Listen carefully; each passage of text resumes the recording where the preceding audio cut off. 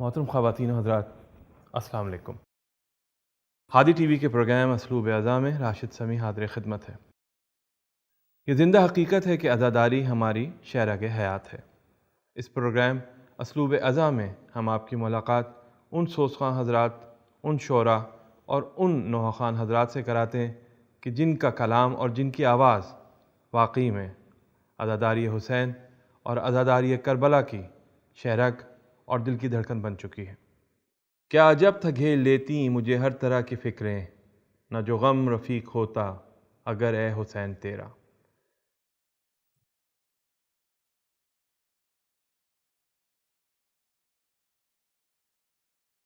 آج جو شخصیت ہمارے اس پروگرام میں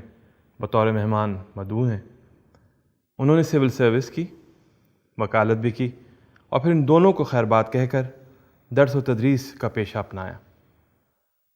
یہ ہمارے لیے پروفیسر بھی ہیں، ہمارے لیے یہ شاعر بھی ہیں، سوزخواں بھی ہیں اور استاد بھی ہیں، لیکن یہ خود کیا ہیں، یہ ہم انہی کی زبانی سنیں گے۔ شاعر و سوزخواں سبط جعفر ہوں میں، میرے مداح و ممدوح ہیں ہر جگہ۔ حشر میں دیکھ کر میری آہ و بھگت، سب کو حیرت تھی یہ آدمی کون ہے۔ ناظرین، آپ سمجھ گئے ہوں گے ہمارے آج کے مہمان ہیں پروفیسر سبط جعفر۔ میں درخواست کرتا ہوں کہ پروفیسر صاحب تشریف لائیں۔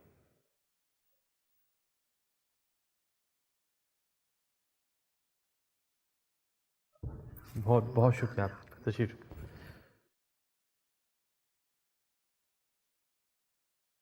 آپ کو ہادی ٹی وی کی طرف سے پروگرام اسلوب اعضاء میں خوش آمدید۔ سبط جعفر زیدی، جنہوں نے سول سروس کی،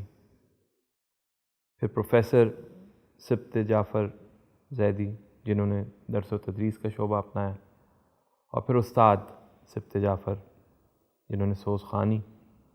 اور شاعری میں اپنا نام یہاں تک پہنچایا۔ آپ اپنے آپ کو کس طرح سے ڈسکرائب کریں گے؟ بسم اللہ الرحمن الرحیم۔ سب سے پہلے تو میں انتہائی شکر گزار ہوں آپ کا، ہادی ٹی وی کا، کہ آپ کے توسط سے یقیناً ان سامعین اور ناظرین تک رسائی کا موقع ملا کہ عام حالات میں جن تک رسائی نہیں ہو پاتی ہے۔ مدعو کر کے اور تعارفی کلمات میں آپ نے جو عزت افزائی فرمائی، اس کے لیے مزید آپ کا ممنون ہوں۔ جہاں تک آپ نے سوال یہ پوچھا، اس سوال کے جواب میں تھوڑی سی شرمندگی یوں ہوتی ہے کہ خود ستائی کا پہلو نکل آتا ہے، لیکن بہرحال یہ ایک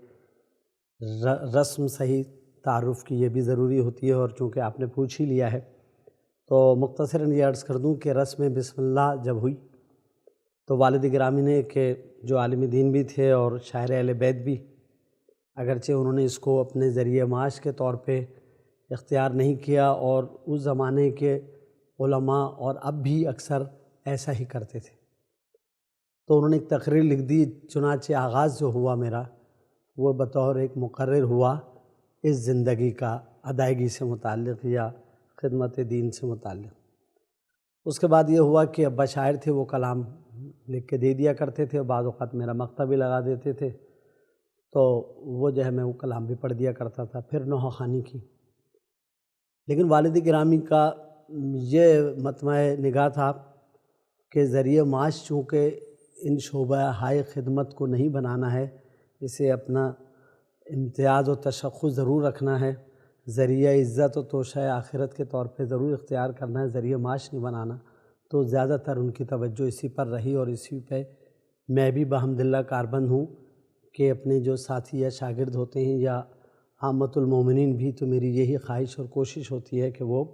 پہلے اپنی تعلیم مکمل کر لیں، پہلے اچھے انسان بن جائیں، اور حقوق اللہ، حقوق النفس، حقوق العباد میں توازن رکھتے ہوئے اس خدمت کو جاری رکھیں۔ چنانچہ تعلیم جس حد تک بھی حاصل کی، بہت کم عمر میں جلدی کوشش کی، اللہ تعالیٰ نے ایسے مواقع بھی نصیب کیے، تو وہ کرنے کے بعد پہلے جو ہے وہ سمجھ لیجئے کہ شعبہ وکالت کو اختیار کیا، کچھ عرصے عملاً اس کے پریکٹس بھی کی، پھر اس کے بعد یہ CSS کیا، اور وہ ایک الگ مسئلہ تھا۔ جہاں میں جانا چاہتا تھا، کسی وجہ سے میں وہاں نہ جا سکا، اور جہاں انہوں نے بھیجا وہاں مجھے مزہ نہیں آیا، یا شاید میرے ٹیمپرمنٹ کو سوٹ نہیں کرتا تھا وہ شعبہ، چنانچہ میں پھر اس شعبہ تدریس ہی کو ترجیح دیتے ہوئے جہاں آ گیا، اس میں میرے والد کی جو ہے وہ رضا اور خوشنودی بھی شامل حال تھی، اور یقیناً میں جہاں آ گیا تو مجھے اتنی فرصت اور اتنی جو ہے وہ مہلت بھی مل گئی کہ جو میں نے شاعری یعنی وہ تقریر یا نثری خطابت و ذاکری کی بجائے میں نے جو ہے وہ شاعری کو ترجیح دی، اس لیے کہ یہ شعر و سخن جو ہے یہ شاعری، یہ سمجھ لے مدح اہل بیت نظم میں یہ شاید معصومین علیہم السلام کی پسندیدہ طرز ذاکری ہے، یعنی یوں کہ انہوں نے اپنے شاعر کو زیب منبر کیا اور خود ان کی ہر طرح دینی اور دنیاوی، مادی اور روحانی ہر طرح کی پذیرائی فرمائی، دنیا میں بھی اور آخرت میں بھی۔ تو یوں سمجھ لیں کہ میں نے یہ اس طرح یعنی یہ شعبہ یہ شاعری کی طرف آیا۔ اگلے پھر اب آپ نے حاضر سوز خانی کا آپ نے تذکرہ کیا، شاعری تو صاحب یوں آ گئی کہ توشہ آخرت تھا اور اپنا خاندانی ورثہ بھی تھا، والد کی جو ہے وہ خواہش بھی تھی اور تربیت بھی تھی۔ اس کے بعد یہ ہوا کہ سوز خانی کا جہاں تک تعلق تھا، اب یہ ہو جائے گا کہ یہ طرفہ سا انٹرویو ہو جائے گا کہ آپ نے ایک سوال مختصر سا کیا لیکن اس کا جواب اتنے جوابات ہیں، تو مجھے مجبوراً میں اس معاملے میں تھوڑا سا بدنام بھی ہوں زیادہ بولنے کے معاملے میں، اور چونکہ آغاز کیا تھا بولنے سے، وکالت سے، اور اس کے بعد شعبہ تدریس میں بھی آ کے گورنمنٹ کالج میں پڑھاتا ہوں، تو حالانکہ میں نے بہت ساری کتابیں بھی لکھی ہیں سوشولوجی پہ، پاکستان اسٹڈیز پہ، کچھ دوسرے موضوعات پر، انٹر اور ڈگری کلاسز میں وہ امدادی نصابی کتب کے طور پہ شامل بھی رہیں، لیکن بہرحال یہ میرا کوئی جو ہے وہ تشخص یا امتیاز نہیں ہے، نہ میں اسے بنانا چاہتا ہوں۔ میں نے کیا کہ پھر شاعری وہ بھی مدح اہل بیت، کیونکہ جیسے میں نے عرض کیا کہ ائمہ علیہم السلام نے اپنے شاعر کو زیب منبر کیا، تو نثری خطابت کی بجائے میں نے جو ہے وہ اس کو ترجیح دی ویسے شاعری کو، اور ویسے بھی بقول ذوق استاد ذوق انہوں نے کہا کہ رہتا سخن سے نام قیامت تلک ہے ذوق، رہتا سخن سے نام قیامت تلک ہے ذوق، اولاد سے تو بس یہی دو پشت چار پشت، تو اس لیے بھی جو ہے وہ شعر و شاعری کو اور اس کو ترجیح دی۔ اچھا کئی مضامین میں نے ایم اے بھی کیا، ایل ایل بی بھی کیا، بی ایڈ وغیرہ بھی کیا۔ اچھا مطالعے کا جہاں کچھ فائدہ ہوتا ہے وہاں کچھ نقصان بھی ہوتا ہے۔ نقصان یہ ہوا کہ جب شعر کہنے گئے تو وہ ہر موضوع پہ اور جس یعنی موضوع پہ بھی طبع آزمائی کی کوشش کی، تو وسیع مطالعے اور بہتر حافظے کی مدد سے جو اللہ تعالیٰ کی دین ہی ہے، اس کی وجہ سے یہ ہوا کہ جس موضوع پہ شعر کہنے جائیں اس سے بہتر شعر نگاہ کے سامنے آ جائیں، تو اپنے شعر خود کو کمتر اور یعنی دبتے ہوئے محسوس ہوئے، تو خود ہی جو ہے اس احساس سے کمتری یا اپنے شعر اپنی کم مائیگی اور کم علمی کوتاہ قامتی کو دیکھتے ہوئے اس سے دستبرداری اختیار کی۔ لیکن چونکہ معصومین علیہ السلام کی پسندیدہ ہے، خاندان ورثہ ہے، اس اعتبار سے شاعری کو کہا۔ اب چونکہ میں یعنی اس میں کوئی نئے مضامین یا کوئی تنوع یا کوئی غیر معمولی کوئی اس میں نہیں پیدا کر سکتا تھا، تو اپنی انفرادیت قائم رکھنے کے لیے میں نے یہ کیا، کچھ نئی زمینیں توازات جو ہیں وہ نکالی، اور ساتھ ساتھ اس کی بندش۔ اب آ جائیے آپ کے یعنی سوال کے تیسرے حصے کا، سوز خوانی۔ سوز خوانی میں یہ ہوا کہ ایک تو یہ کہ ذرا سر جو ہے یا راگ یہ تھوڑا سا ذرا الگ ہو جائے گا، راگ راگنی سر جو کہہ لیں کہ حسن صوت خوش الحانی غنا سے بچتے ہوئے کہ اس میں شرعی حدود کا اور مسئلہ ہو جاتا ہے، ماحول چونکہ شرعی تھا، تو اب چونکہ خوش الحانی اور حسن صوت کی طرف توجہ یہ فطرت طبیعت مائل تھی، تو اس کا ایک شرعی طریقہ یہی تھا اس شوق کو پورا کرنے کا کہ ادائیگی پہ توجہ دی جاتی۔ ویسے بھی جبکہ میں فکری طور پہ اتنے اچھے معیاری شعر نہیں کہہ سکتا تھا، جو مطالعے کی وجہ سے میرا ایک معیار بن گیا تھا، تو لہذا میں نے یہ کیا کہ صاحب سوز خوانی ایک ایسا شعبہ تھا کہ جس میں میرا وہ علم و ادب، مذہب، شاعری اور ادائیگی، یعنی اس کا جو ایک یعنی موسیقی کی اصطلاح میں یہ لفظ کن رسیہ کا استعمال ہوتا ہے، تو آپ مجھے معاف فرمائیں گے ناظرین یہ اصطلاح استعمال کرتے ہوئے، لیکن بہرحال وہ اس میں سوز خوانی میں یہ گنجائش تھی کہ سوز خوانی واحد ایسا شعبہ ہے کہ جس میں اور خاص طور پہ جس قسم کی تکنیکی سوز خوانی میں کرتا یا سیکھتا اور سیکھنے کے بعد سکھانے کی اور اپنا آموختہ بزرگوں کا سبق دہرانے، محفوظ اور منتقل کرنے کی کوشش کر رہا ہوں، کہ جس میں جو ہے وہ شرع حدود کا لحاظ رکھتے ہوئے غنا سے بچتے ہوئے جو حسن صوت اور خوش الہانی ہے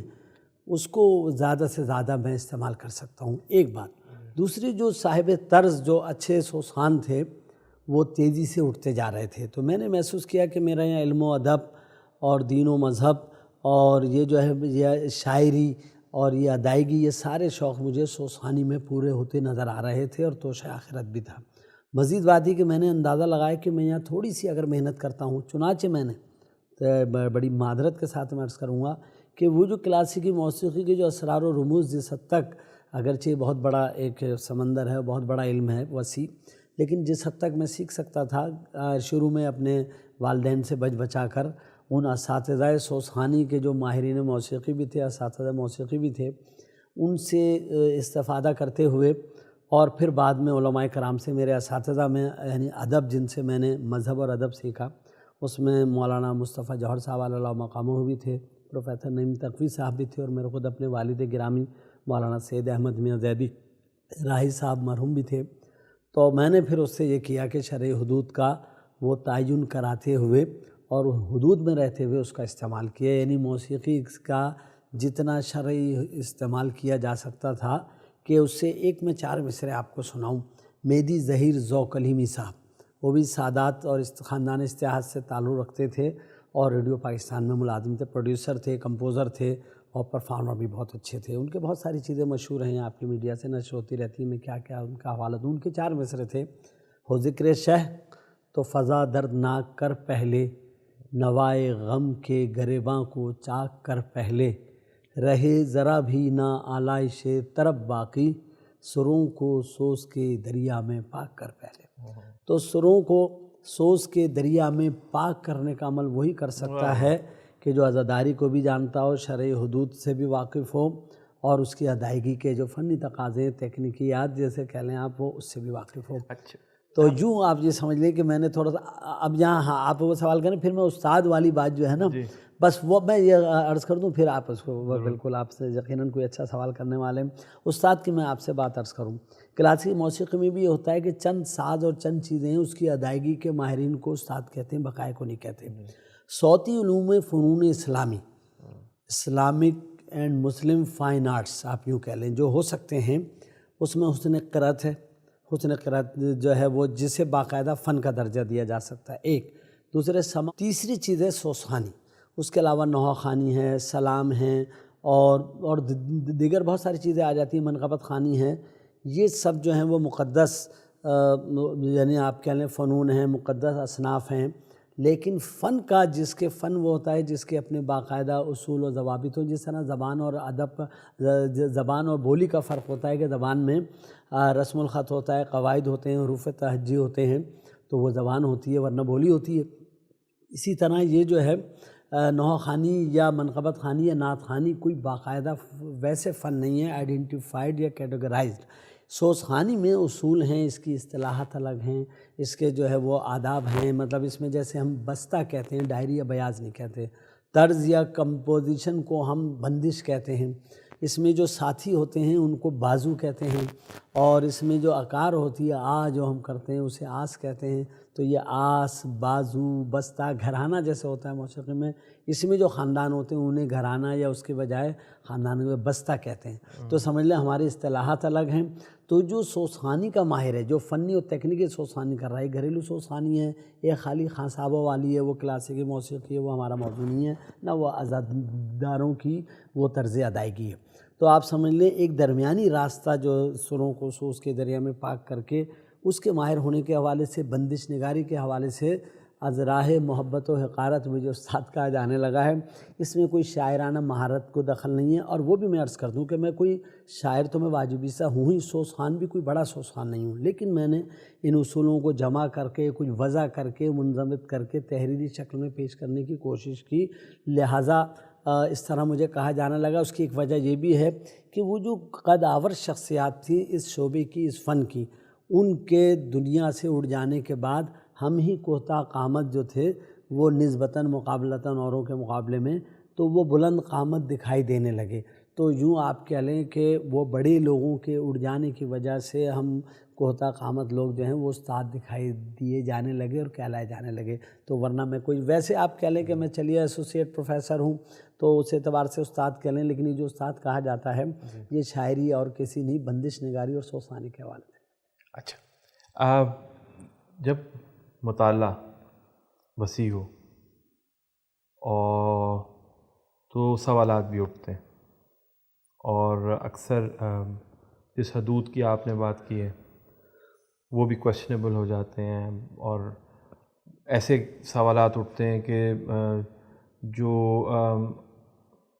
عام طور پر آبجیکشنیبل بھی ہو سکتے ہیں. آپ اور اللہ تعالیٰ تو خود فرماتے ہیں کہ سوال کرو, غور کرو, تو اس کو آپ کس طرح ڈیل کرتے ہیں؟ اچھا, سوالات ہر طرح کے ہوتے ہیں, اور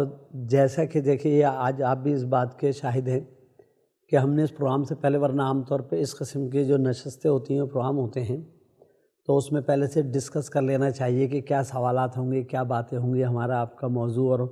میدان سخن یا میدان گفتگو کیا ہوگا, لیکن ایسا نہیں ہوا ہے. اچھا, بات کیا ہے کہ آپ نے ایک رسمی سوال کیا, ٹھیک ہے, جو آپ یقیناً اور دوسرے مہمانوں سے بھی کرتے ہوں گے ان کے شعبے سے متعلق, ٹھیک ہے. اچھا, اب بقائے گفتگو میں سوال سے سوال خود بخود جو ہے وہ یوں نکلتے چلے جاتے ہیں. تو ایسی مجھے خواہ ایک صاحب کا بہت غیر معروف ایک شاعر تھے اور بہت اچھے شاعر تھے, ان کو ایک شعر یاد آ گیا کہ چمن میں پھول جو دیکھے تو آپ یاد آئے, چمن میں پھول جو دیکھے تو آپ یاد آئے, یوں ہی خیال سے پیدا خیال ہوتا ہے. یہ قمر عباس صاحب تھے, غیر معروف سے شاعر, ان کا یہ شعر اتفاق سے مجھے یاد آ گیا. بات یہ ہے کہ بات سے بات نکلتی چلی جاتی ہے اور وہ آ جاتا ہے.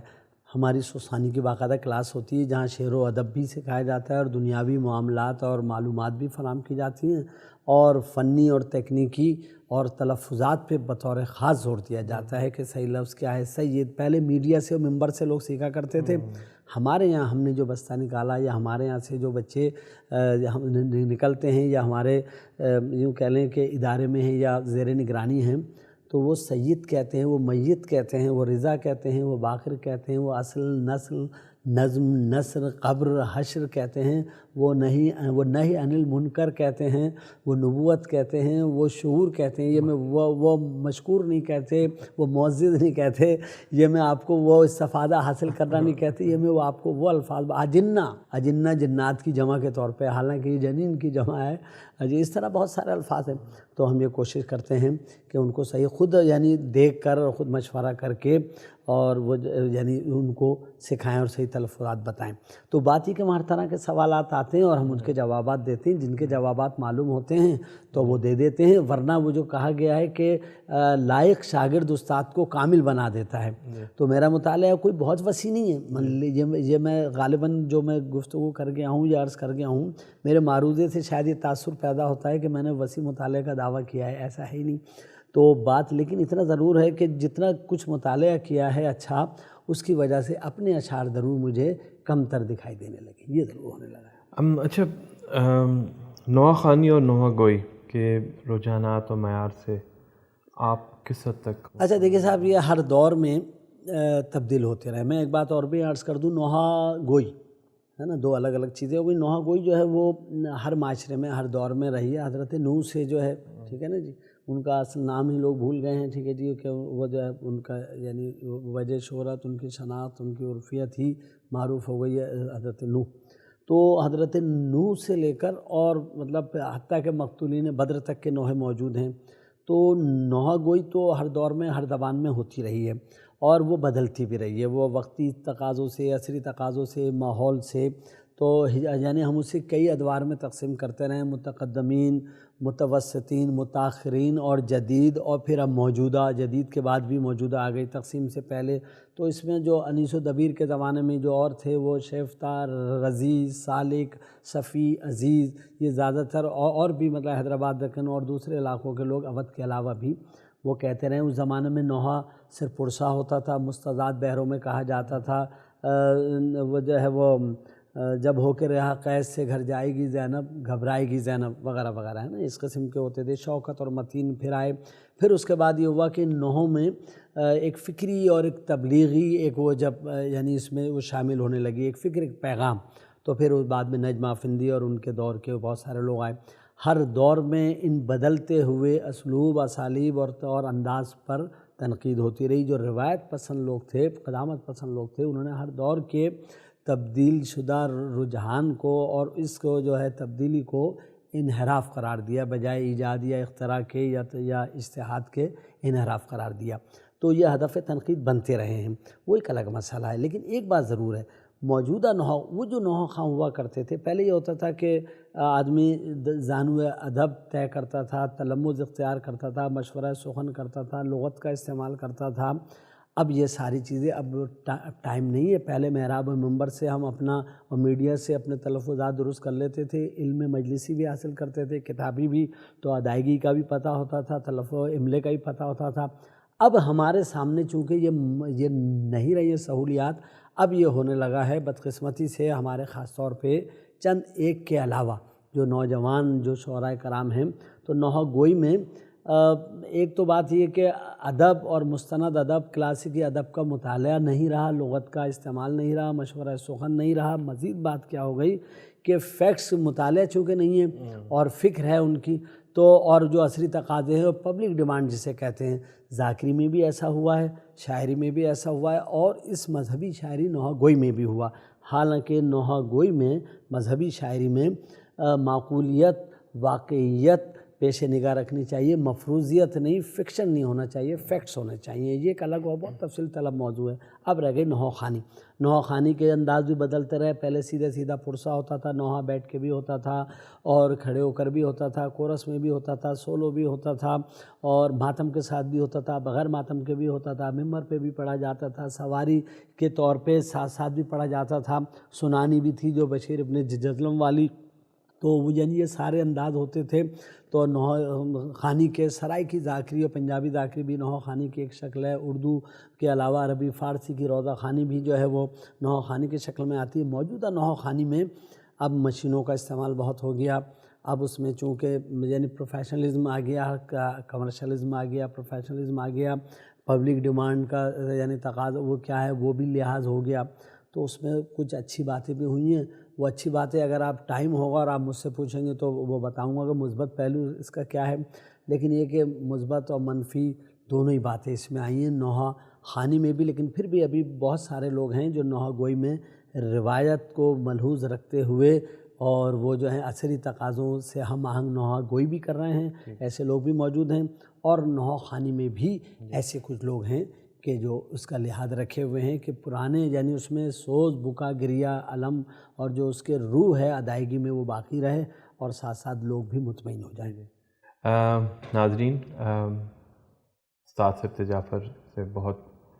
اچھی گفتگو ہو رہی ہے. سوز خوانی اور نحو خوانی کرتے وقت تخیل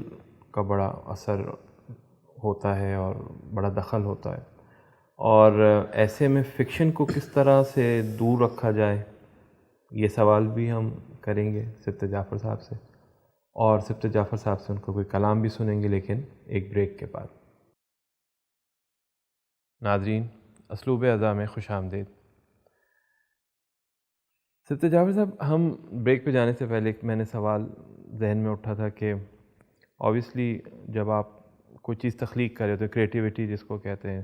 تو تخیل میں جائے بغیر، اس دنیا سے کہیں اور پرواز کیے بغیر آپ کوئی شعر یا کوئی کریٹو کام یا کوئی ڈائلاگ یا کوئی سچویشن کریٹ نہیں کر سکتے. تو اوبیسلی وہاں پر فکشن تو آ ہی جاتا ہے. سوال اب یہ ہے کہ آپ کس طرح اس کو ڈیل کرتے ہیں، کیونکہ فکشن اگر حاوی ہو جائے تو اوبیسلی آپ، کیونکہ یہ شرعی حدود سے بھی اکثر وہ، آپ کس طرح اس کو ڈیل کرتے ہیں. اور آج کل کے زمانے میں جو نوجوان آ رہے ہیں، سوز خواں اور اسپیشلی نحو خواں، وہ مغربیت سے کافی امپریس نظر آ رہے ہیں، جس سے جو کہ ایک منفی پہلو ہے. تو اس میں آپ کا کیا، آپ کی کیا رائے ہے؟ اچھا صاحب، جیسے کہ آپ نے فرمایا ابھی فکشن والی بات جو بطور خاص مذہبی شاعری میں، جیسے کہ میں بھی عرض کر رہا تھا، بات اس میں یہ ہے کہ شاعرانہ جو فصاحت و بلاغت ہے، ثنائے بدائع ہیں، وہ اپنی جگہ اس کی اہمیت ہے اور اس کو استعمال کرنا ہے. لیکن جہاں واقعات تاریخی حقائق آ جاتے ہیں، واقعات آ جاتے ہیں، معصومین یا متعلقین ان کی شخصیات آ جاتی ہیں، بعض اوقات ہمیں اپنی کوتاہ فکری کی وجہ سے ایک چیز کو اپنے طور پہ فضیلت سمجھ رہے ہوتے ہیں، اور وہ اس میں جو ہے وہ توہین ہو رہی ہوتی ہے، تضحیک ہو رہی ہوتی ہے، تنقیص ہو رہی ہوتی ہے، منقصت ہو جاتی ہے بجائے منقبت کے۔ تو اس میں یہ بھی ذرا اس کا لحاظ رکھنا چاہیے، اگر آدمی کی خود عقل اور فہم اس درجے کی نہیں ہے تو کسی سے مشورہ کر لینا چاہیے۔ بے ضروری نہیں کہ وہ شاعری ہو، وہ ایک اچھا سامع، ایک اچھا عالم، ایک اچھا جو ہے وہ فرد ہو سکتا ہے سمجھدار معاشرے کا، ضروری نہیں کہ وہ شاعری ہو۔ تو بات یہ ہے کہ اچھا مطالعہ اور اچھا یعنی وہ جو میں نے عرض کیا کہ کتابی علم اور مجلسی علم، تو اچھا مشاہدہ، آدمی کا آئی کیو اچھا ہونا اور پوچھ لینے میں کچھ حرج نہیں ہے، ٹھیک ہے نا جی۔ تو اس میں یہ ہے کہ آدمی خاص طور پہ شاعر کو، جو مذہبی شاعر ہے، اس کو نہ صرف ادب بلکہ تاریخ اور یعنی مذہب کا بھی مطالعہ اور ان شخصیات کا واقعات تک کرنا چاہیے۔ اگر ہم نے خلاف واقعہ بیان کر دیا، جیسے کہ ایک بات نہیں کہی ہے نا، تو اس جگہ جو محتاط ذاکرین پہلے ہوا کرتے تھے وہ کہتے ہیں میرا دل کہتا ہے، کیا عجب کہ مولانا نے فرمایا ہو کہ یا جو ایک پنجابی سراگی ذاکری میں آواز آندھی ہے وہ کے بعد وہ ذاکر جو چاہتا ہے وہ کر دیتا ہے، کس کی کہاں سے آواز آئی، کون حاطف تھا، کیا تھا یا نہیں تھا، کہیں رپورٹ ہوا یا نہیں ہوا، مقاتل میں تاریخ کی کتابوں میں ہے یا نہیں ہے، ان سب کا لحاظ رکھنا ضروری ہے۔ بعض اوقات ہم ایسی چیزیں منسوب کر دیتے ہیں، معصومین کی طرف سے منسوب کر کے نظم کر دیتے ہیں یا متعلقین کی طرف سے، کہ جو ویسی بھی صحافتی آداب پہ خلاف ہے اور ناپسندیدہ بات ہے، چاہے جائے کہ میں معصومین علیہ السلام یا متعلقین کسی شخصیت کی طرف سے کوئی بات، کوئی ڈائیلاگ ایسے بیان کر دوں کہ جو یعنی فی الواقع ہوئے ہی نہ ہوں، وقوع پذیر ہی نہ ہوں، یا وہ صادر ہی نہیں ہوئے، اور میں اس کو بیان یا نظم کر دوں صرف مقابلے میں نئی چیز لانے میں، جدت پیدا کرنے کے لیے، اپنی انفرادیت پیدا کرنے کے لیے۔ تو مذہبی شاعری میں اس کو آپ اگر یعنی روزے کی حالت میں آپ بیان کرتے ہیں، ایسے ہمارے بہت سارے شعر آ جاتے ہیں۔ اچھا، کچھ حد تک فکشن کی منقبت میں اجازت ہے، قصیدوں میں اجازت ہے، مصائب میں بھی ایک حد تک، شاید کچھ حد تک وہ جو شاعرانہ تعلی کہلاتی ہے اس حد تک اجازت ہے کہ ٹھیک ہے جی، وہ انہوں نے کہا مثال کے طور پہ انہوں نے کہا کہ دریا کو تو مشکیزے میں بھر لیتے ہیں عباس، ٹھیک ہے نا جی، یہ تو چلیے مطلب ایک وہ بات ہے، یہ تو شاعرانہ ایک وہ بات ہے، یہ تو ٹھیک ہے آ جاتی ہے۔ لیکن جہاں یہ بات آ جائے کہ انہوں نے کہا ہی نہیں ہے ایک مسئلہ اور وہ کوئی بیان کر دے، اب میں شعر کوٹ کروں گا یا کسی کا، تو وہ بری بات ہو جائے گی۔ میرے دوست ہیں، میرے ہم اسرہ ہیں، اور کچھ اس میں خرد ہیں، میری بات سن بھی لیتے ہیں، میں انہیں لکھتا بھی رہا ہوں اور انہیں بیان بھی کرتا رہتا ہوں، کبھی مان لیتے ہیں کبھی نہیں مانتے، یہ ایک الگ مسئلہ ہے۔ لیکن بہرحال یہ بات رہی، اس میں مذہبی شاعری میں واقعیت ہونا چاہیے، حقیقت ہونا چاہیے، مفروضیت نہیں ہونا چاہیے، ٹھیک ہے۔ اور اگر مفروضیت ہے، آپ کا اپنا خیال ہے، تو آپ کو اس کی وضاحت کرنا چاہیے۔ ایک بات تو یہ ہو گئی۔ اب رہ گئے بھائی صاحب کلام کی بات کی، اب اس میں مغربی، اچھا وہ یہ ہے کہ جو عصری تقاضوں سے ہم آہنگ ہیں، ہمیشہ عصری جو تقاضے ہوتے ہیں، وقتی مقامی اثرات، ہمیشہ یعنی شاعر ہوتا بھی وہ یہ ہے کہ جو یا تو جو اس پہ گزرتی ہے یا جو اس کے گرد و پیش میں ہو رہا ہوتا ہے، اسی کو نظم کے قالب میں ڈھال کر پیش کر دیتا ہے، ٹھیک ہے۔ یعنی آپ بیتی یا جگ بیتی، شاعر ہوتا بھی وہی ہے، جو اپنے ماحول سے مطابقت رکھتی ہو وہی شاعری فروغ بھی پاتی ہے اور لوگوں میں رسوخ بھی حاصل کرتی ہے۔ تو یہ تو شاعری کا حسن ہے، یہ اس کا ایک اثر ہے لازمی، اس کی یہ شرط یا بنیادی بات ہے۔ لیکن اس میں جیسے کہ میں نے عرض کیا کہ جہاں آپ کوئی بندش ہو، بندش سے مراد میری جو ہے بند ہونا نہیں ہے، وہی طرز یا کمپوزیشن آ گئی، جہاں بندش کی بات ہو، جہاں کلام کو نظم کرنے کی بات ہو، تو وہاں یعنی عصری تقاضے، عمومیت، بازاری پن، یا اس میں وہ نہ آ جائے کہ آپ کلام سنیں تو جو ہے وہ اس کے یعنی اب اس میں کلام کا، الفاظ کا، اور ایک بات ہی ہوتی ہے، یہاں سے تھوڑا سا فرق آتا ہے کلاسیکی موسیقی اور شاعری و مذہبی۔ اس میں کلاسیکی موسیقی میں ہمیں پہنچانا ہوتے ہیں راگ رنگ سر، لہذا بے معنی الفاظ بھی سرگم کہہ لیں اسے، اور بہت یعنی ترانہ کہہ لیں، اس کے بہت سارے الفاظ میں وہیں استعمال نہیں کرنا چاہ رہا ہوں، وہ بھی استعمال کر لیتے ہیں۔ مذہبی وہاں ایک الفاظ جو ہوتے ہیں وہ محض ایک انسٹرومنٹ، ایک ذریعہ اعلی اظہار کے طور پر ہوتے ہیں، سواری ہوتے ہیں، سوار ہوتے ہیں، یعنی راگ رنگ۔ مذہبی شاعری میں جو طرز ہے، جو بندش ہے، وہ اصل میں ایک انسٹرومنٹ ہے، ایک ذریعہ اظہار ہے، ایک سواری ہے، ایک آلہ ہے، اصل میں پہنچانا پیغام اور کلام ہے۔ اس کلام کا ہاں یہ دیکھنا چاہیے کہ کون سا کلام کے لیے کون سی طرز و بندش موضوع رہے گی، یہ بالکل الگ اور مستقل موضوع ہے۔ جب کبھی ہم سوسخانی پہ گفتگو کرنے آئیں گے تو وہ میں اس کے وضاحت کر سکوں گا انشاءاللہ کھل کر، اگر ایسا موقع آیا تو۔ اس وقت چونکہ شاعری پر فوکس کر رہے ہیں تو، اور مذہبی شاعری، نوحہ خوانی اور نوحہ گوئی پر، تو وہیں تک آ جاتے ہیں۔ تو اس میں آپ یہ سمجھ لیں کہ مغربیت یا اس میں گانی یا قوالی یا کسی اگر ذہن دوسری طرف متوجہ ہو جائے، قومی نغمہ ہی کیوں نہ ہو، تو اس طرف یا عارفانہ کلام بھی ہو، اگر چلیے صوفیانہ کلام بھی ہو، اس طرف بھی اگر آ جائے تو یہ تھوڑی سی جو ہے وہ ناانصافی ہے اور بے حرمتی بھی ہے۔ یہ مطلب یہ نہیں ہونا چاہیے۔ مغربیت کیا یعنی اس کے عوامی اور ویسی بھی جو اس سے اثر سنی اپنی الگ انفرادیت ہونی چاہیے، اور یہ جب ہو سکتا ہے کہ جب آدمی مذہبی تقاضے، شاعری اور عزاداری کے اس کو، اب اگر ہم یعنی ان پیشہ ور لوگوں سے، ان ماہرین موسیقی سے طرزیں بنوائیں گے کہ جو عزاداری کے تقدس کو اور کلام کے جو اہمیت کو نہیں سمجھتے، تو یہ خرابیاں واقع ہوں گی۔ جو عزادار ہیں یا عزاداری کو سمجھتے ہیں تو ان سے جو ہے وہ اس غلطی کا امکانی احتمال نہ ہونے کے برابر ہوگا۔ ٹھیک ہے صاحب، شاعر میں واجب عیسیٰ ہوں بس ہے۔ لیکن ایک بات ہے، اس وقت میں چونکہ آپ کا یہ پروگرام ایام اضحیٰ کے حوالے سے، اسلوب اضحیٰ کے حوالے سے ہے اور ایام اضحیٰ ہی میں نشر ہونا ہے، تو میں ایسا کرتا ہوں کہ ایک کلام ہے اور اس کو آپ یہ سمجھ لیے کہ وہ جو ہماری اصطلاح میں کہلاتا ہے جناب، یعنی یہ ہو گئی ترجیح بند ہو گئی ہے۔ ترجیح بند اور ترکیب بند اور ترجیح بند یہ جو ہوتی ہے وہ، تو یہ اس میں جناب ہو گئی، تو مربع کی شکل میں 4 مصرے ہوتے ہیں اور پھر اس کے بعد 5واں مصرع جو ہے وہ ریپیٹ ہوتا ہے۔ تو وہ بہرحال میں آپ کو مخمس کہہ لیں، اب وہ پیش کرتا ہوں۔ بات یہ کہ آپ کے ہم ذاکرین سے بھی سنتے ہیں، نوحہ خوانی کا، نوحہ گوئی کا یا کلام کا ایک مقصد ایجوکیٹ کرنا بھی ہوتا ہے، لوگوں کو باخبر بھی کرنا ہوتا ہے۔ سید سجاد علیہ السلام نے جو دربار و بازار کوفہ و شام میں جو مختلف مقامات پر جو خطبات صادر فرمائے، کچھ سوال جواب ہوئے، کچھ کہیں انہوں نے کوئی مختصر گفتگو فرمائی اور کہیں باقاعدہ یہ خطبات کے، تو وہ منتشر ہے، مختلف جگہ وہ پھیلے ہوئے ہیں، آپ ہم سنتے رہتے ہیں۔ کلام میں بھی، مرثیوں میں بھی جو روایات جہاں یعنی پرانا قدیم جو مرثی ہوتے تھے، جہاں روایت نقل کی جاتی تھی اور بیان کی جاتی تھی، اور ذاکرین سے بھی سنتے آئے ہیں۔ تو میں نے اس کا یعنی مفہوم ملخص کہہ لیجئے، اس کی تلخیص، ترجمانی اس کی میں نے کرنے کی تھوڑی سی جسارت کوشش کی ہے، تو یہ میں کوشش کروں گا کہ اس کو جو ہے وہ بہت تیزی سے اس کو میں پیش خدمت کر دوں آپ کے لیے، آپ کے توسط سے اپنے ناظرین کے لیے، عزاداروں کے لیے، سامعین کے لیے۔ تو یہ سید سجاد علیہ السلام کے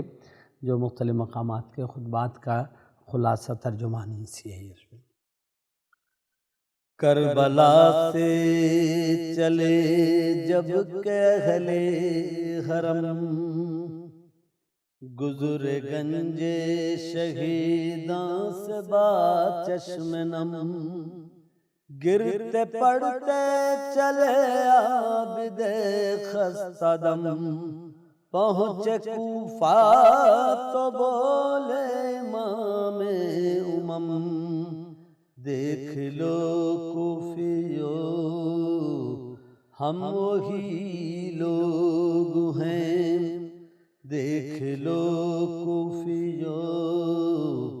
ہم وہی لوگ ہیں، ہم کو پہچان لو ہم وہی لوگ ہیں، جن کے ہو کلمہ گو ہم وہی لوگ ہیں، ہم کو تعظیم دو ہم وہی لوگ ہیں، دیکھ لو کوفیو ہم وہی لوگ ہیں، ختم جس گھر پر آ کر شریعت ہوئی اور مکمل نبوت رسالت ہوئی، فرض امت پر جن کی اطاعت ہوئی، ان کی امت کے ہاتھوں یہ غالت ہوئی، دیکھ لو کوفیو ہم وہی لوگ ہیں جن کا جبریل جھولا جھلاتے رہے، حور و غلمان لوری سناتے رہے، بن کے سائل ملائک بھی آتے رہے، انبیاء جن کے گھر آتے جاتے رہے۔ دیکھ لو کوفیو ہم وہی لوگ ہیں، مغبت وحی ہے جن کا گھر وہ ہے ہم، جن کی سدرا بنی رہ گزر وہ ہے ہم، جو ہے مرضی رب سر بسر وہ ہے ہم، سجدہ گاہ رسول جن کا در وہ ہے ہم۔ دیکھ لو کوفیو ہم وہی لوگ ہیں، ہم کے اللہ کی ترجمانی کریں، انبیاء جن کے گھر کی غلامی کریں، جبرائیل آئیں اور جب ہسائی کریں، جن و انس و ملک مدح خوانی کریں۔ دیکھ لو کوفیو ہم وہی لوگ ہیں، جو مدار وجود اعتبار عدم وقف ہیں، جن کی مدحت کو لوح و قلم، بخششیں جنتیں جن کے زیر قدم، تم بھرا کرتے ہو جن کا دم دم بدم۔ دیکھ لو کوفیو ہم وہی لوگ ہیں، تم جو جمع یہاں اتنے افراد ہو، دیکھ کر ہم کو مشکل میں کیوں شاد ہو، یا نبی زادیاں ہیں اگر یاد ہو، تم ہمارے غلاموں کی اولاد ہو۔ دیکھ لو کوفیو ہم وہی لوگ ہیں، جن کا تم دیکھتے ہو تماشا یہاں، بنت پیغمبر دو جہاں ان کی ماں تھی، یہی پہل کوفے کی شہزادیاں تھی، کنیزیں تمہاری بہو بیٹیاں۔ دیکھ لو کوفیو ہم وہی لوگ ہیں، ہم کو تاج و حکومت سے رغبت کہاں، ہم تمہارے بلانے پر آئے یہاں، مجھ کو پہنائے توق و رسم بیڑیاں،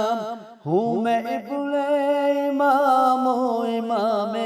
زمان، کیسے کیسے حسین اور پیارے گئے مصحف نور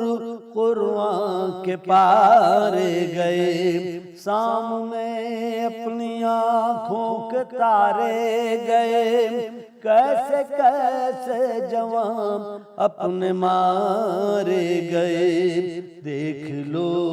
کوفیو ہم وہی لوگ ہیں، گھر کا گھر نظر کرب و بلا ہو گیا، گھر کا گھر نظر کرب و بلا ہو گیا، آج بلوے میں غیب عطرت مصطفیٰ، قید اور بند میں ہم ہوئے مبتلا،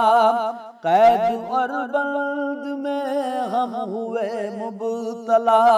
ہم کو در در پھراتے ہو تم بے خطا۔ دیکھ لو کوفیو ہم وہی لوگ ہیں، پھر رہے ہیں جو بازار میں در بدر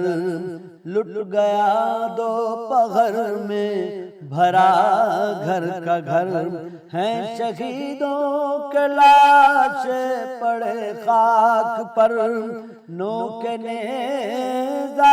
ہیں سب شہیدوں کے سر دیکھ لو کوفیوں ہم وہی لوگ ہیں میں بظاہر نہیں فور بیزار ہوں بھوکا پیاسا اسیر اور بیمار ہوں مجھ کو مجبور مت جان مختار ہوں پر رضا الہی سے لاچار ہوں دیکھ لو کوفیوں ہم وہی لوگ ہیں کیا میری شاعری اور نوحہ میرا میر صاحب کر سے اصرار تھا آپ نے صفت جعفر جو پرسا دیا در حقیقت یہ ہے سیدہ کی دعا دیکھ لو کوفیوں ہم وہی لوگ ہیں ہم کو پہچان لو ہم وہی لوگ ہیں. جزاک اللہ. سید جعفر صاحب، ایک سوال جو ذہن میں آتا ہے وہ یہ کہ اشعار کو قلم بند کرتے ہوئے، سوزخانی کو الفاظ دیتے ہوئے، کنوے کرتے ہوئے، ایک تو یوم عاشور، مطلب 7 محرم سے اگر آپ لیں تو ایک پیریڈ ہے عاشورہ تک، پھر ایک یوم عاشور ہے جب شہادتیں ہوئیں، اور اس کے بعد عصر عاشور کا ایک وقت ہے، پھر اس طرح شب عاشور، پھر ایک طرف تو یہ، اور پھر ایک اسیران کربلا کا سفر ہے، ان کے اوپر جو مظالم ہوئے. تو ایز اے شاعر، ایز اے سوزخان، آپ کو کیا زیادہ اپیل کرتی ہے بیان کرتے ہوئے، قلم بند کرتے ہوئے؟ اچھا، ویسے تو یہ تمامی واقعات، یعنی اس کو آپ اگر لے لیں تو حضرت کی حیات ہی سے بہت سارے پہلو، پھر حضرت کی رحلت کے بعد بیوی کا جو کچھ بھی وہ ان کا مرثیہ اور ان کے اوپر گزری ہوئی، پھر امیر المومنین کا کرب تنہائی، پھر امام حسن علیہ السلام کی مظلومیت، اور پھر سید الشہداء کا سفر یعنی مدینہ، یعنی از مدینہ تا کربلا، روانگی از مدینہ. اس میں بہت سارے پہلو ہیں، لیکن اس میں جو پورے مطلب کربلا میں آپ لے لیں، ویسے تو ہر شعبہ، ہر گوشہ ایک ایسا ہے کہ جو ہر کسی کو کوئی نہ کوئی شعبہ کبھی نہ کبھی مختلف ادوار میں وہ زیادہ رلاتا ہے، اپیل کرتا ہے، یا اس کو جو ہے وہ وہاں زیادہ وہ متاثر ہوتا ہے. ایک آدمی کی اپنی کیفیت بھی ہوتی ہے، وہ جس کیفیت سے گزرتا ہے. علامہ رشید ترابی صاحب کا شعر تھا کہ جب کسی دل نے کسی غم میں کہا ہائے حسین، دور تک عالم میں غربت میں نظر آئے حسین. تو ایک بات یہ بھی کہ جہاں جس کو جو مطلب جب تکلیف دنیا میں ہوتی ہے تو اس کا منتہا اور اس کا جو انتہا ہے جو ہے وہ کہیں نہ کہیں واقعہ کربلا سے نکل آتی ہے. تو ہر شخص کو، لیکن شعر کہتے وقت جیسا کہ آپ نے فرمایا، ایک تو حضرت مسلم اور ان کے بچوں کی شہزادوں کی شہادت جو ہے، ان کی اپنی ذات، حضرت عقیل کی ذات، حضرت جعفر کی ذات، حضرت عبداللہ ابن جعفر کی ذات، یہ بڑے مظلوم کردار ہیں. حضرت حمزہ کی ذات جسے ہم لوگ بھی یعنی نظر انداز کیے ہوئے ہیں، کم علمی کی وجہ سے، ناواقفیت کی بنا پر،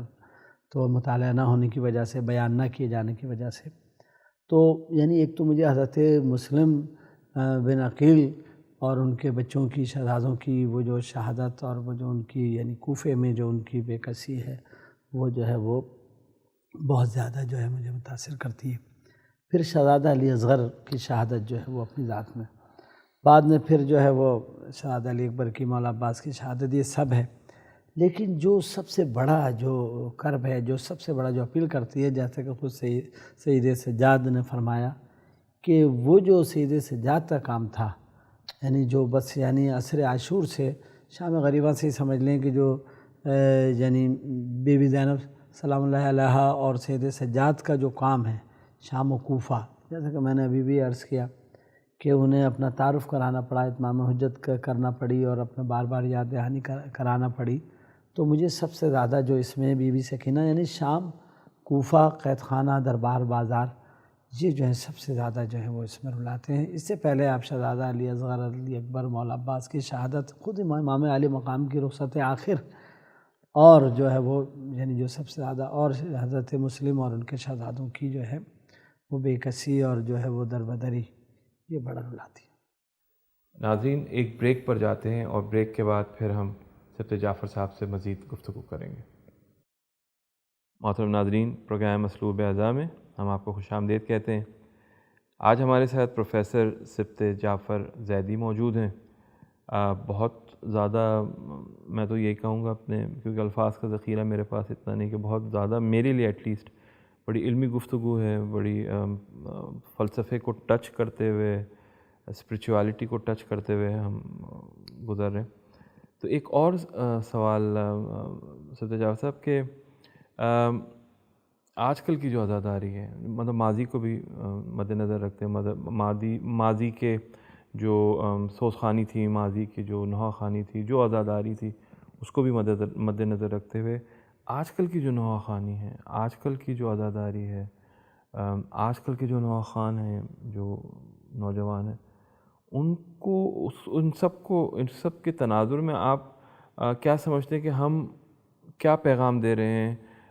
اپنے ہی مطلب ود ان اسلام دوسرے مسالک کو، اور آؤٹ سائڈ اسلام جو ہے دوسرے ریلیجنس کو، آپ کی نظر میں ہم کیا پیغام دے رہے ہیں؟ جناب والا، ایک بار پھر آپ نے بہت اہم، حساس، نازک و تفصیل طلب سوال کر لیا ہے، اور آپ کے زیادہ تر سوالات اتنے اچھے تھے کہ ہر سوال کے جواب میں ایک الگ پروگرام ہو سکتا تھا اور ہو سکتا ہے. شاید کبھی موقع ملا انشاءاللہ میں یا میرے علاوہ جو لوگ آئیں گے حضرات، انشاءاللہ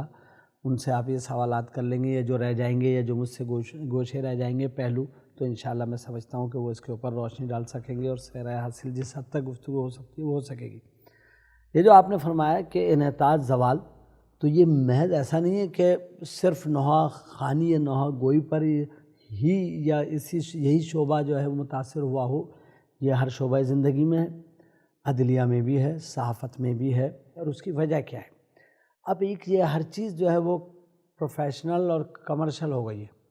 ہر شخص شارٹ کٹ کے ساتھ جو ہے وہ ایک یعنی اسپیشلائزیشن کا بھی دور ہے. تو اب جو ہے وہ ہر شخص جو ہے وہ کوئی محنت کرنے پہ تیار نہیں ہے. جیسا کہ میں پہلے بھی عرض کر چکا ہوں، اب ہر شخص یہ چاہتا ہے کہ کس طرح جو ہے وہ یعنی علم برائے ادب نہیں، بلکہ علم یا ادب برائے معاش ہو کے رہ گیا ہے. ٹھیک ہے، تو اسی سے ساری جو ہے وہ جو چونکہ ہر شعبہ زندگی میں ایسا ہے، تو ہر شعبہ زندگی جو ہے وہ انحطاط و زوال کا شکار ہے. اچھا، اب یہاں مسئلہ کیا ہے؟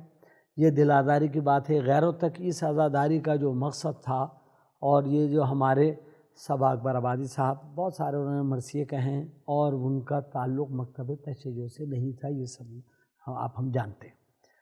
انہوں نے فرمایا کہ یہاں سے ہوتی ہے تبلیغ دین و ایمان کی، ادارہ دین کا ہے مجلس عزا کیا ہے. ٹھیک ہے جی. تو بات یہ کہ وہاں سے ہوتی تھی، نام ہوتا تھا ذکر حسین، لیکن اس میں جو خطبے سے لے کر مصائب تک، یعنی اس میں قصص القرآن بھی ہے، قصص الانبیاء بھی ہیں، تاریخ اسلام بھی ہے، تاریخ مسلمانان بھی ہے، علم و ادب بھی ہے، فلسفہ بھی ہے، رومی اور اقبال بھی ہیں. تو آپ یہ اور انیس و دبیر بھی ہیں. یعنی ساری چیزیں جو ہیں وہ بنام مجلس حسین اور صدقہ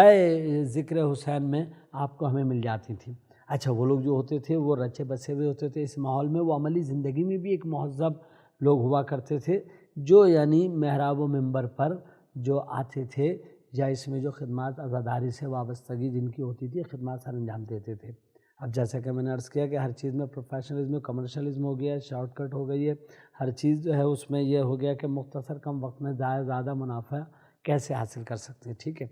اس کی وجہ سے یہ ہوا کہ یعنی یہ اثرات جو تھے، یہ زوال پذیری، یہ انحطاط جو ہے یہ نوحہ گوئی اور نوحہ خوانی میں بھی آیا. ٹھیک ہے سر، ہر شعبے میں آیا، یہاں بھی آ گیا یہ.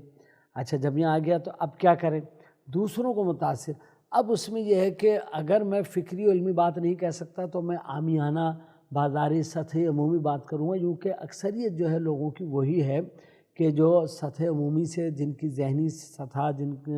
جن کی مزاج جو ہے وہ عامیانہ سا ہے، وہ بازاری بات پر عامیانہ بات پر خوش ہوتی ہے اور اس میں کوئی زیادہ محنت بھی نہیں کرنا پڑتی. ایک تو یہ وجہ ہے. لیکن اس سے میں ایک بات ضرور کروں، علماء کرام ان کے سامعین وہ ہوتے ہیں کہ جو یونیورسٹی لیول کے، جو پہلے سے سلجھے ہوئے ہدایت یافتہ، اور ایک جو ہے وہ سمجھ لیں کہ ایک ایسے ٹریک پر ہے کہ جو رشد و ہدایت کا اور جو ایک آگہی کا اور ایک تہذیب و تمدن کا ایک ٹریک ہے. ٹھیک ہے، یونیورسٹی کے طلباء کو پڑھانا سمجھانا آسان ہے. ان کا کام، انہوں نے مطالعہ کیا ہے، ان کی ڈیپتھ بہت ہے، ان کا مطالعہ بہت ہے، بہت محنت کی ہے، لیکن ان کا کام آسان ہے. ان کی جو سامعین ہیں، ان کا جو ہدف ہے، ان کا جو موضوع ہیں، ان کے جو مخاطب ہیں وہ پڑھے لکھے لوگ ہیں پہلے سے. ٹھیک ہے، تو ان کا خطاب اپنی جگہ، ان کی افادیت اپنی جگہ. کام تو ان لوگوں پر کرنا ہے جہاں یہ نوحہ خواں کر رہے ہیں. دیکھیے جو نوحہ گو ہیں، جو آج کل ہمارے جو چند دو چار مقبول نوحہ گو اور نوحہ خواں ہیں، ان کا کام یہ پرائمری لیول کے لوگوں کو یا بگڑے ہوئے لوگوں کو یا وہ لوگ جو بہت زیادہ تہذیب یافتہ، تعلیم یافتہ، دین و مذہب اور ان کے تقاضوں اور آداب اور تعلیمات سے باخبر نہیں ہیں، تو یہ جو ہیں وہ ان کے مخاطب، ان کے سامعین، ان کے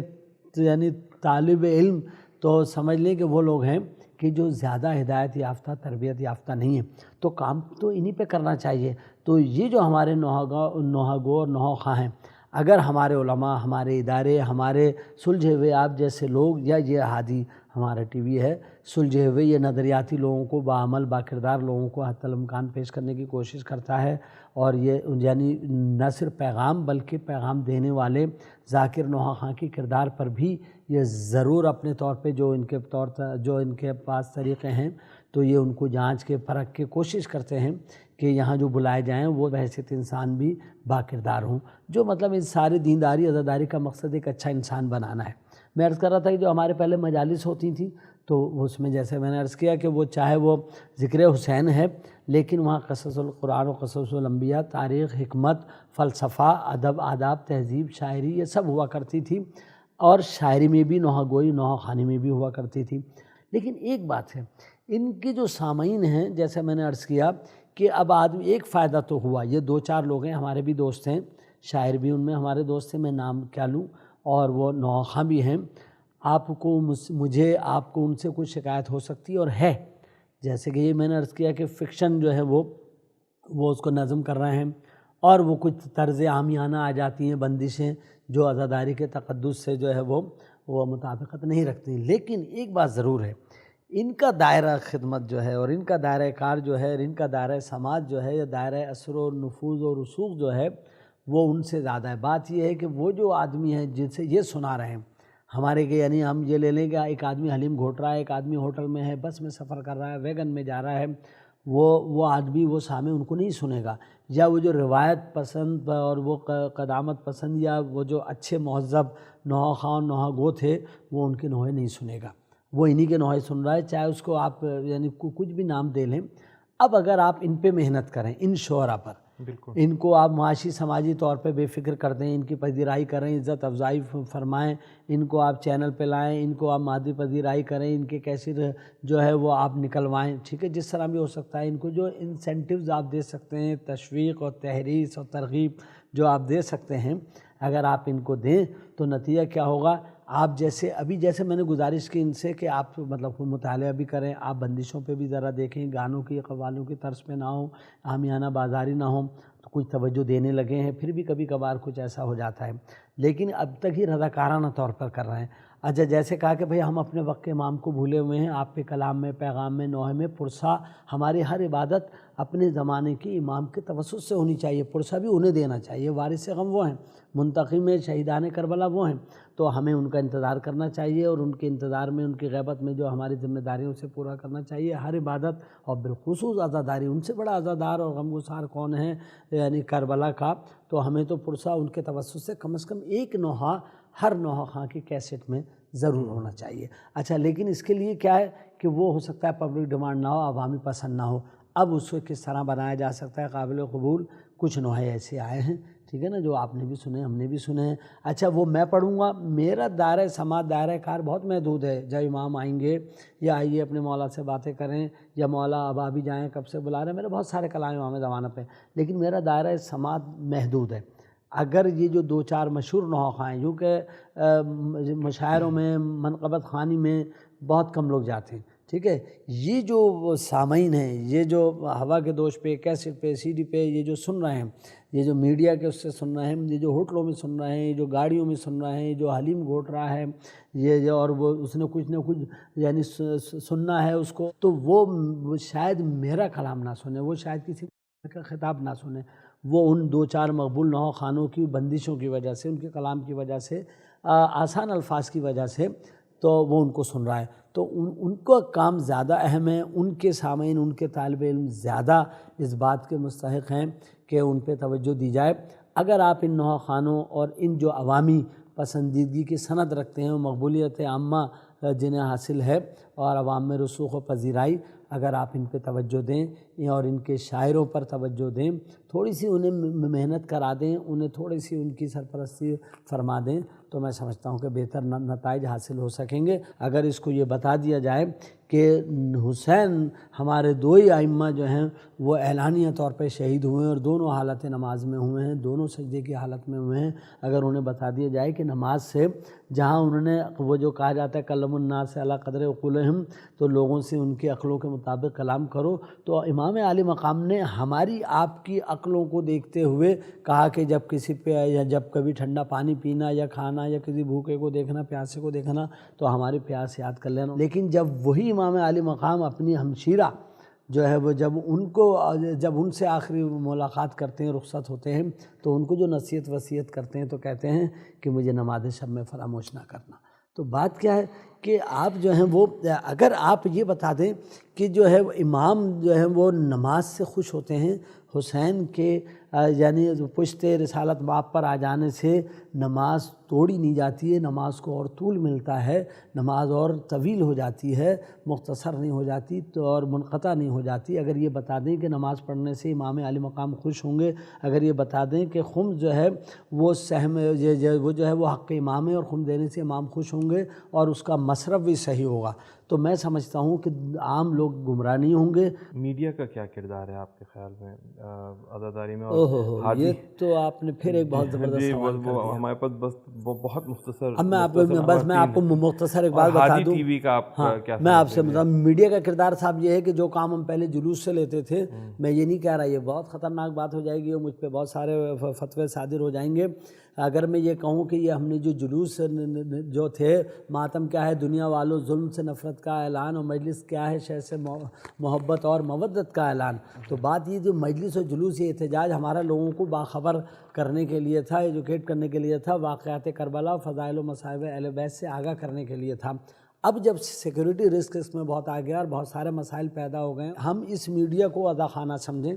اور ہم جو جس طرح اسپانسر کرتے ہیں مجلسوں کو, جلوس کو, شب داریوں کو, ہم یہاں اسپانسر کریں. ہم اپنا پیغام کم وقت میں زیادہ بہتر طریقے پہ, زیادہ مستند طریقے پہ, مجلس میں تو ہو سکتا ہے کہ میں یہاں میں کوئی غلطی کروں گا, تو ہو سکتا ہے کہ یہاں ایڈیٹنگ ہو جائے گی, اصلاح تصحیح ہو جائے گی, مجھے روک ٹوک دیا جائے گا, یہاں میں حوالے پیش کر سکتا ہوں, دیکھ کے پڑھوں گا, کوئی غیر ذمہ دارانہ بات نہیں کروں گا. وہاں میں لائیو مجلس میں جو میں پڑھ رہا ہوں, جلوس میں کچھ بھی ہو سکتا ہے اور ہوتا رہتا ہے. یہ میڈیا زیادہ محفوظ, زیادہ مؤثر اور زیادہ مستند اور معقول ذریعہ ہے دینداری کے فروغ کا, عزاداری کی ترویج کا. اور میں سمجھتا ہوں کہ ہادی ٹی وی تو خیر اس معاملے میں, اس لیے نہیں کہ میں یہاں بیٹھا ہوں تو یہ آئیڈیل ہے, بلا شبہ ایک مثالی ہے. اس کی خدمات, افسوس کہ یہ ہر جگہ دستیاب نہیں ہے, ہر جگہ دکھایا نہیں جاتا ہے, اور اس میں آپ بھی توجہ دیجیے گا, ہمیں بھی کوشش کرنا چاہیے, اور اللہ کرے کہ یہ ہر جگہ دکھائی سنائی دیا جائے. تو ہادی ٹی وی کا بہت اہم اس میں کردار ہے. اور میڈیا میں سمجھتا ہوں اگر ہم وہی سرمایہ ہم ان میڈیا پہ, مختلف جو میڈیا دیکھے سنے جاتے ہیں, ہم وہاں پروگرام تیار کریں, کروائیں, اور وہاں اسپانسر کریں, تو وہ تو کمرشل لوگ ہیں, ان کو تو وہ ہر طرح کا وہ اشتہار چلانے پہ تیار ہو جاتے ہیں, وہ ہر طرح کی چیزیں دینے پہ تیار ہو جاتے ہیں. تو اگر ہم انہیں اسپانسر کریں تو میڈیا اور خاص طور پہ ہادی یقیناً اس میں ہم کردار ادا کر سکتا ہے اور کر رہا ہے اور کرنا چاہیے، بشرطے کہ آپ ہم سب مخیر حضرات اور ادارے اور افراد اور عزادار اس بات کو سمجھیں کہ یہاں سے ہم اپنا پیغام زیادہ اچھی طریقے پہ پہنچا سکتے ہیں۔ جو مجلس میں نہیں بھی آتا، کسی بھی وجہ سے ہمارا ہم عقیدہ ہم خیال نہ بھی ہو، تو اس سے جو غلط فہمیاں جو ہمارے بارے میں ہیں، جو پروپیگنڈا ہے منفی، وہ دور ہوگا۔ یہاں سے پتہ چلے گا کہ نہیں جی یہ ان کا یہی قرآن ہے، یہ حضور کو کیا مانتے ہیں، یا حضرت علی کو اللہ نے نہیں کہتے یا حضور سے نہیں بڑھا دیتے، جو کس کا کیا مقام و مرتبہ ہے۔ صحیح تعارف یہاں سے ہو سکے گا اور زیادہ محفوظ اور مؤثر طریقے پہ ہو سکے گا۔ پروفیسر سبط جعفر زیدی آج ہمارے ساتھ یہاں موجود، میں آپ کا بہت تہہ دل سے شکریہ ادا کرتا ہوں، اور ہادی ٹی وی کی طرف سے آج جو ہم نے یہاں گفتگو کی ہے، مجھے امید ہے کہ یہ جتنے ممالک میں یہ پروگرام دیکھا جائے گا، ایام اعزام میں یہ پروگرام دیکھا جائے گا، اور جب اس کے ریپیٹس ہوں گے تو ڈیفینیٹلی یہ بات ماسز تک پہنچے گی انشاءاللہ۔ ناظرین، پروگرام اسلوب اعضاء سے اب میں اجازت چاہوں گا۔ انشاءاللہ اگلے پروگرام میں ہم ایک نئے مہمان، ایک نئے سوز خواں،